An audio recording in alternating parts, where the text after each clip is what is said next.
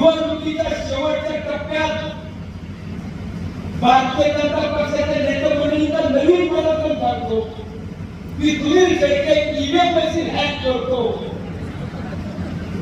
Sunil शेळकेकडे machine hack करणारी मोठी company आहे. म्हणून 2019 निवडला 2024 बापूसाहेब बेडेचा पराभव झाला. त्यांना सांगत होते पराभव तुमचा होऊ शकत नाही, ईव्हीएमचा घोटाळा केला म्हणून तो निवडला. आणि जर बापूसाहेब बेडेला त्यांनी ते नंतर सांगितलं तर मग मात्र त्याचा भावभर तयार झाला होता. म्हणून ते आपल्या सांगत होते तुमचा पराभव तालुक्याने नाही केला तर ईव्हीएमने केला.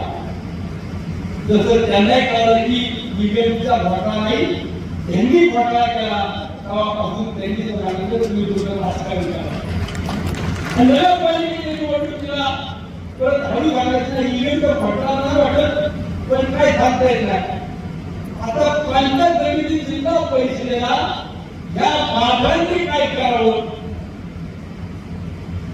मतदानाच्या 3-4 दिवस अगोदर एक ईव्हीएम हॅक करणाऱ्या गुन्हाला ज्याचे खिसे भरले नाही, त्याचं पोट भरलं नाही, यांनी उमेदवारांकडून जबाबदारीने सांगतो पत्रकार बांधवांनो, भारतीय जनता पक्षाच्या इथल्या स्थानिक नेत्यांनी जे पंचायत समिती जिल्हा परिषदेला उमेदवार दिले होते त्यांच्याकडून ईव्हीएम मशीन हॅक करून तुमचा विजय करून दाखवतो म्हणून एका उमेदवाराकडून 25 लाख रुपये गोळा केले.